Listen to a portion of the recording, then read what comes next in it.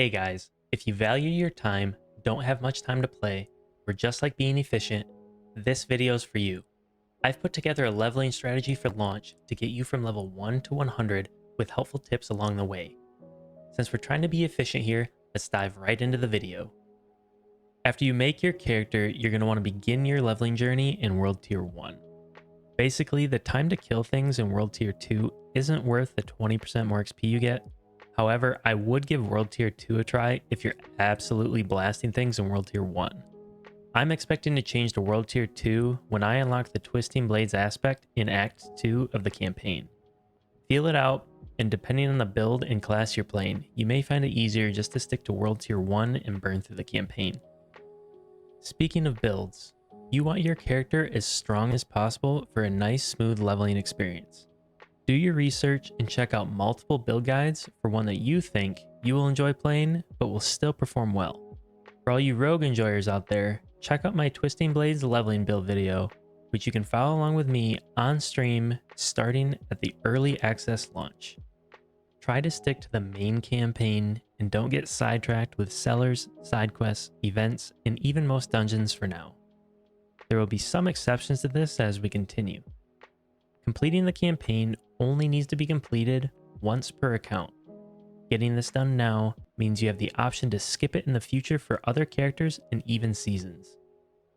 While progressing through the campaign, you're going to be able to unlock the use of mounts. Keep an eye out for this and make sure you unlock them as soon as possible. One of the exceptions to deviate from the campaign will be to collect important legendary aspects for your build. For example, I'll be picking up the Blast Trapper's aspect, which is supposed to be somewhere during the campaign in Act 1.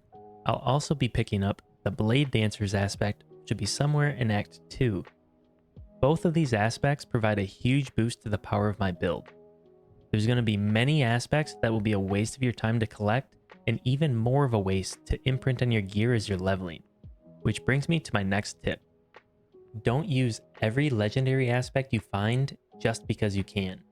You're going to be replacing your gear as you level, and imprinting every aspect back onto your gear will be a waste of resources. Instead, choose only the top few game-changing aspects for the build you're playing and put them on your jewelry, which you won't need to be upgrading as much as your other gear. If you're a rogue or even a barbarian, you can put the most important aspect onto your two-handed weapon if the build you're using doesn't use that weapon to deal damage. For example, if you're playing a melee rogue build like Twisting Blades, you don't attack with your two-handed bow, so the damage you deal is not directly correlated to the power of it. This means you can use a low-level bow with a powerful aspect on it without hurting your overall performance. Make sure to collect any herbs you find as you're traveling around. These will be used to upgrade your potion so they restore more health, and to craft these elixirs, which will give you 5% more XP while you're leveling. Each zone on the map has 2 skill points locked behind Renown. For now, I'm going to try to earn just enough Renown for the first of the 2 skill points in each of the 5 zones. To do this, I'll be prioritizing waypoints and areas discovered. If I complete the campaign in a zone before getting my 200 Renown, completing 1 or 2 dungeons should be enough. We'll come back to each zone for the rest of the Renown later on. Our main priority is to complete the campaign and transition into World Tier 3. Once I'm around level 40 or 45, I'll start trying to complete the Capstone dungeon to unlock World Tier 3. Unlocking higher world tiers is mainly important because of the massive increase in XP rates, starting at 100% in World Tier 3. But there are also some items that can only drop in the higher world tiers. Starting in World Tier 3, sacred and unique items will begin to drop. Sacred items simply have higher stat rolls, and unique items are even more rare than legendaries with really cool powers that are, you guessed it, unique to that item. You'll also begin seeing Nightmare Sigils drop, which give you access to Nightmare dungeons. These basically make one of the normal dungeons a harder version with added challenges and increased drop rates. Entering World Tier 3 will probably feel underleveled and weak.